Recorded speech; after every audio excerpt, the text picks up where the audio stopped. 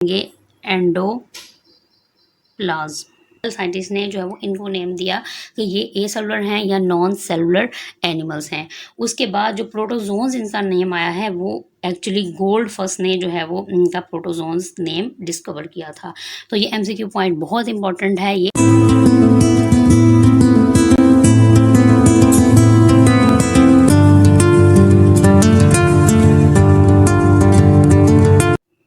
अस्सलाम वालेकुम स्टूडेंट्स, आज हम फाइलम प्रोटोज़ोआ का सेकंड लेक्चर स्टार्ट कर रहे हैं। इसके फर्स्ट लेक्चर में हमने जो है वो इसकी इंट्रोडक्शन के बारे में बात की थी कि बेसिकली फाइलम प्रोटोज़ोआ में कौन से ऑर्गेनिजम्स हैं, इनकी क्लासिफिकेशन क्या है, इसी बेसिक की पॉइंट्स के बारे में हमने डिस्कस किया था। तो बेसिकली आज हमारा इसका फर्स्ट टॉपिक है, फर्स्ट लेक्चर है। तो इसमें जो है वो हम डिस्कस करेंगे life with in a single plasma membrane और न्यूट्रिशन के बारे में कि फाइलम प्रोटोज़ोआ में कौन से एनिमल्स आते हैं, इनकी क्या क्या करैक्टरिस्टिक्स हैं, इनकी शेप कैसी होती है, इनका हैबिटेट कैसा होता है, इनमें सिमेट्री कैसी होती है, इनमें लोकोमोशन किस तरीके से होती है, इनमें रिप्रोडक्शन किस तरह होती है, इनमें जो है वो जो एक्सक्रीशन वगैरह वो किस तरह होती है, रेस्पिरेशन किस तरह होती है, इन चीज़ों के बारे में हम आज इस जो है वो डिटेल में डिस्कस करेंगे। तो स्टार्ट करते हैं।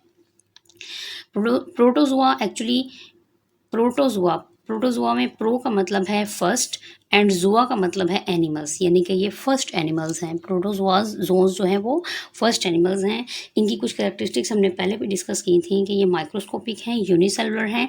लाइफ इनकी जो होल लाइफ है वो सिंगल प्लाज्मा मेम्ब्रेन के अंदर एग्जिस्ट कर रही होती है। ठीक है, अब ये वन सेल्ड एनिमल्स हैं, एक ही सेल पर मुश्तमिल एनिमल हैं। इनको एनिमल हम क्यों कहते हैं, इसकी भी 2-3 रीज़न्स हैं। सबसे पहली वजह यह है कि इनमें मोटिलिटी होती है। मोटिलिटी का मतलब है कि ये मूव कर सकते हैं, ठीक है, इसलिए हम इनको एनिमल्स बोलते हैं। दूसरा, ये प्रेडेशन करते हैं, यानी कि ये दूसरे एनिमल्स पे डिपेंड करते हैं, ठीक है, यानी प्रेडेशन का मतलब होता है शिकार करना, ठीक है, दूसरे एनिमल्स पे डिपेंड करते हैं, इसलिए हम इनको जो है वो एनिमल्स में ही जो है वो इसकी कैटेगरी में ही लेके आते हैं।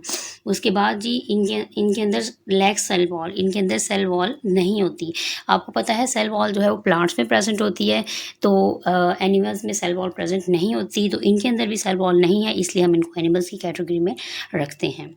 ठीक है, अब इसकी हम थोड़ी सी हिस्ट्री के बारे में जानते हैं कि फाइलम प्रोटोज़ोआ में इनका नाम प्रोटोजोन्स किसने जो है वो डिस्कवर किया और पहले के इनका नाम क्या था, किस तरह जो है वो इनकी ब्रीफ हिस्ट्री के बारे में हम देखते हैं। तो बेसिकली 1671 में एक साइंटिस्ट एंटोनी वैन ल्यूवेनहुक ने जो है वो इनको फर्स्ट टाइम डिस्कवर किया था। ठीक है, फर्स्ट डिस्कवर उन्होंने किया था। उसके बाद इस पे कोई रिसर्च, कोई वर्क सामने नहीं आया। फिर 1845 में जो है वो वैन सीबोल्ड जो है, ये एक साइंटिस्ट थे, इन्होंने इसको जो है वो इन ऑर्गेनिजम्स को सिंगल सेलुलर ऑर्गेनिजम्स का नाम दिया। ठीक है, उसके बाद डोबेल ने इनको नेम दिया ए सेलुलर और नॉन सेलुलर एनिमल्स, यानी कि डोबेल साइंटिस्ट ने जो है वो इनको नेम दिया कि ये ए सेलुलर हैं या नॉन सेलुलर एनिमल्स हैं।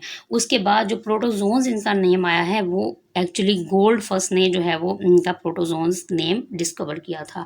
तो ये एमसीक्यू पॉइंट बहुत इंपॉर्टेंट है, ये आपको एमसीक्यू में आ सकता है या आपको ऑब्जेक्टिव में आ सकता है, इसको आपने अच्छे से मेमोराइज कर लेना है।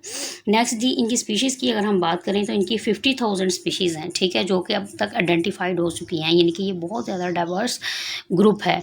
ठीक है, अब ये इवॉल्व कहाँ हुए थे, किस पीरियड में जो है वो आए थे, ये प्री कैम्ब्रियन पीरियड, पैलियोज़ोइक इरा के प्री कैम्ब्रियन पीरियड में जो है वो ये इवॉल्व हुए थे। नेक्स्ट जी, हम इनकी शेप के बारे में डिस्कस करेंगे।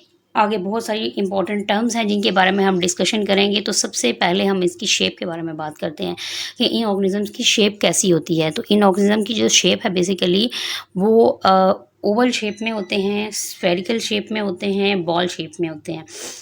लास्ट लेक्चर में आपको याद होगा हमने एक important structure, important term pellicle के बारे में डिस्कशन की थी कि पेलिकल एक्चुअली क्या है। आज हम इसके बारे में डिस्कस करेंगे कि पेलिकल एक्चुअली में है क्या।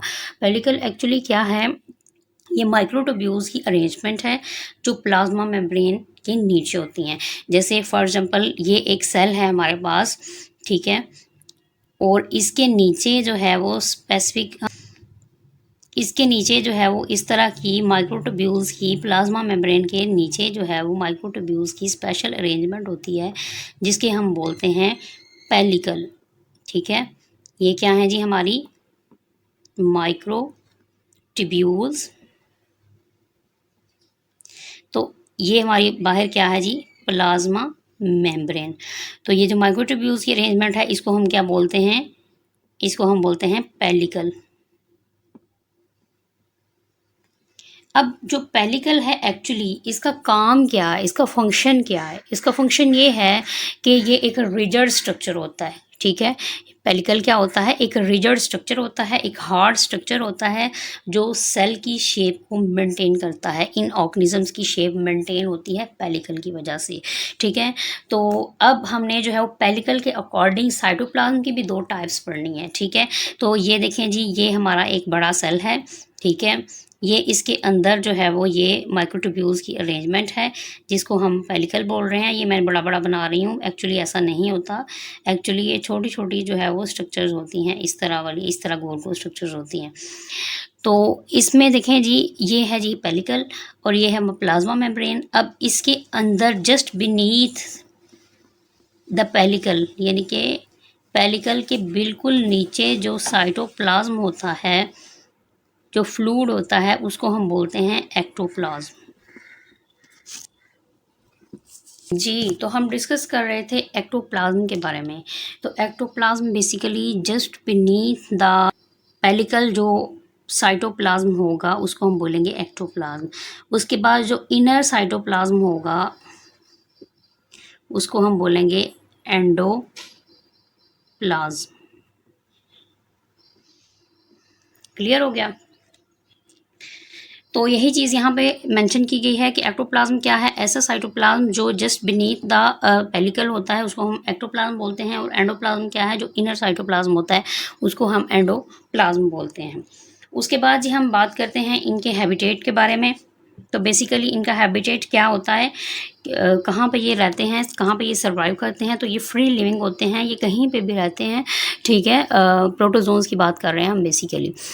और ये सिम्बियोट्स होते हैं, एसोसिएशन बना कर रहते हैं। कॉमन सेल्स जो है बेसिकली मोस्टली पैरासाइट्स होते हैं और इनकी जो हैबिटेट है ये वाटर में रहते हैं, सॉइल में, एयर में और एनिमल्स के ऊपर भी रहते हैं, ठीक है। उसके बाद नेक्स्ट हम इनकी सिमेट्री के बारे में बात करें तो सिमेट्री बेसिकली क्या है, अरेंजमेंट होती है बॉडी पार्ट्स की एक around a point of axis, ठीक है। तो सिमेट्री में एसिमेट्रिकल ऑर्गेनिजम्स हैं, ठीक। ये वाले ऑर्गेनिज्म एसिमेट्रिकल भी होते हैं, रेडियल सिमेट्री भी इनमें होती है और बायलैटरल सिमेट्री भी होती है। रेडियल सिमेट्री जो सेंट्रल से हम इनको जिस मर्जी पॉइंट में कट कर सकते हैं। बायलैटरल सिमेट्री जिसको हम टू इक्वल हाफ्स में जो है वो इलोंगेटेड जो है बॉडी को कट कर सकते हैं। उसके बाद न्यूक्लियस की बात करें तो न्यूक्लियस इनमें जो है वो सिंगल भी होता है और टू भी होते हैं। सिंगल न्यूक्लियाई भी होता है मोस्टली और ज़्यादातर में टू भी होते हैं, टू न्यूक्लियस भी होते हैं। तो टू न्यूक्लियस में वन जो एक है वो मैक्रो न्यूक्लियस होता है जो बड़े वाला होता है, और जो छोटे वाला होता है वो माइक्रो न्यूक्लियस होता है। जो मैक्रो न्यूक्लियस होता है इसका फंक्शन क्या होता है कि इसने वेजिटेटिव मेटाबॉलिक एक्टिविटीज़ को परफॉर्म करना होता है। जितनी भी बाकी सारे मेटाबॉलिज्म वगैरह है उसको इसने रन करना होता है, उसको इसने लेके जाना होता है। उसके बाद माइक्रो न्यूक्लियस है, माइक्रो न्यूक्लियस जो है वो रिप्रोडक्शन में इन्वॉल्व होता है। नेक्स्ट अगर हम इनकी लोकोमोशन की बात करें तो इनकी लोकोमोशन जो है वो थ्री टाइप्स ऑफ इनमें जो है वो लोकोमोटरी स्ट्रक्चर्स होते हैं जिनके ज़रिए इनकी लोकोमोशन होती है। सबसे पहला सूडोपोडिया, उसके बाद फ्लैजेला और सीलिया, इनके थ्रू इनकी जो है वो लोकोमोशन होती है। उसके बाद नेक्स्ट हम इनकी न्यूट्रिशन के बारे में बात करते हैं कि ये इनका फीडिंग हैबिट क्या है, क्या खाते हैं, इनका क्या खाने का लाइफस्टाइल है। तो न्यूट्रिशन की अगर हम बात करें तो ये होलोजोइक एनिमल होते हैं, यानी कि होलोजोइक यानी एनिमल लाइक भी इनकी न्यूट्रिशन करते हैं, होलोफाइटिक यानी प्लांट लाइक भी करते हैं। उसके बाद सेप्रोजोइक होते हैं या पैरासिटिक होते हैं इन नेचर। उसके बाद रेस्पिरेशन की बात करें तो कोई स्पेशल रेस्पिरेटरी ऑर्गन नहीं होता, सिंपल बॉडी सर्फेस के थ्रू इनकी डिफ्यूजन होती है। उसके बाद नेक्स्ट एक्सक्रीशन की बात करें तो एक्सक्रीशन भी इनमें जो है वो कोई प्रॉपर एक्सक्रीटरी ऑर्गन नहीं होता, बस डिफ्यूजन के जरिए ही जो है वो एक्सक्रीशन होती है। और नेक्स्ट जो है वो साथ में कॉन्ट्रैक्टाइल वैक्यूल होता है या ओस्मो रेगुलेशन के थ्रू। ये तीन तरीके हैं जिनके थ्रू इनमें एक्सक्रीशन होती है। अब नेक्स्ट इनकी रिप्रोडक्शन की बात करें तो रिप्रोडक्शन इनमें दो टाइप की है, एक एसेक्सुअल है, एक सेक्सुअल है। एसेक्सुअल रिप्रोडक्शन जिसमें बाइनरी फिशन, मल्टीपल फिशन और बडिंग आते हैं। बाइनरी फिशन में कि एक सेल जो है वो टू पार्ट्स में डिवाइड हो जाता है और दोनों जो है वो फिर 2 ऑर्गेनिजम्स में डेवलप हो जाते हैं। उसके बाद मल्टीपल फिशन, एक ही सेल मल्टीपल सेल्स में जो है वो डिवाइड हो जाता है और वो ग्रो करके पूरा ऑर्गेनिज्म बना देते हैं, ठीक है। उसके बाद बडिंग के एक प्लांट जो एक बॉडी होती है उसके पेरेंट बॉडी के गिर्द जो है वो एक बर्ड लाइक स्ट्रक्चर निकलता है, ठीक है। वो आउटग्रोथ लाइक स्ट्रक्चर जिसे हम बर्ड कहते हैं, वो बर्ड जो है वो उस पर सेपरेट हो जाती है तो फिर वो पूरा ऑर्गेनिज्म बना देती है। उसके बाद ये सारे एसेक्सुअल मेथड हैं। सेक्सुअल मेथड में कॉन्जुगेशन होती है और सिनगैमी होती है। कॉन्जुगेशन में बेसिकली अगर हम बात करें तो ये पैरामीशियम वगैरह में होती है। इसमें 2 सेल्स एक दूसरे के क्लोज आते हैं, उनकी जो न्यूक्लियाई होते हैं वो एक दूसरे के साथ अटैच होते हैं और फिर इस तरह जो है वो उनमें नेक्स्ट रिप्रोडक्शन हो जाती है। उसके बाद सिनगैमी है। सिन का मतलब है फ्यूजन, गैमी का मतलब है गमीट्स, यानी कि गमीट्स की फ्यूजन, के गमीट्स के मिलने से जो है वो जो रिप्रोडक्शन होती है उसे हम बोलते हैं सिनगैमी, ठीक है। उसके बाद अल्टरनेशन ऑफ जनरेशन एक इनके अंदर बहुत इंपॉर्टेंट प्रोसेस है। अल्टरनेशन ऑफ जनरेशन में बेसिकली क्या है कि एक बार एसेक्सुअल फेज आती है, दूसरी बार सेक्सुअल फेज आती है इनकी लाइफ में, ठीक है। उसके बाद नेक्स्ट हम प्रोटोजोन की जो है वो सिम्बियोटिक लाइफस्टाइल के बारे में हम बात करेंगे कि सिम्बियोसिस एक्चुअली में क्या है। सिम्बियोसिस एक एसोसिएशन है बिटवीन 2 ऑर्गेनिज्म, 2 ऑर्गेनिजम्स के दरमियान एक एसोसिएशन है, ठीक है। और इसकी आगे से टाइप्स हैं कुछ, इसके टाइप्स जो हैं वो ये हमने यहाँ पर डिस्कस की हैं कि इसकी 3 टाइप्स हैं। नंबर 1 है पैरासिटिज्म, नंबर 2 है कॉमनसेलिज्म, नंबर 3 है म्यूचुअलिज्म।